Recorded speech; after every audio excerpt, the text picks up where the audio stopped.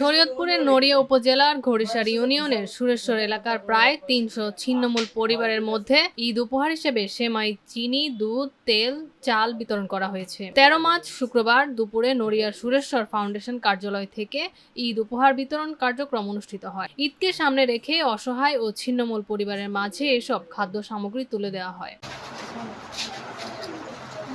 এ সময় সুরেশ্বর ফাউন্ডেশনের সাধারণ সম্পাদক মোহাম্মদ তপু রায়হান বলেন, ঈদের আনন্দ সবার মাঝে ছড়িয়ে দিতেই আমাদের সুরেশ্বর ফাউন্ডেশনের এই উদ্যোগ। প্রতিবারের মতোই আজকে আমরা ঈদ সামগ্রী উপহার বিতরণের জন্য সুরেশ্বর ফাউন্ডেশনের অফিসে একত্রিত হয়েছি।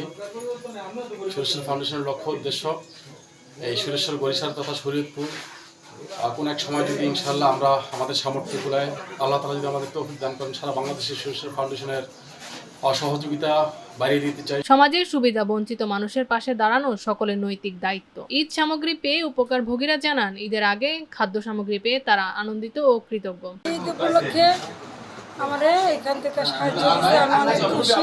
সুরেশ্বর ফাউন্ডেশন থেকে এই সামগ্রী পাই আমি আনন্দিত। সুরেশ্বর ফাউন্ডেশনের উপহার পাই আমরা অনেক খুশি। এ সময় স্থানীয় গণ্যমান্য ব্যক্তি ও ফাউন্ডেশনের বিভিন্ন লোক উপস্থিত ছিলেন। নিরপেক্ষ, সত্য প্রকাশে আপোষহীন।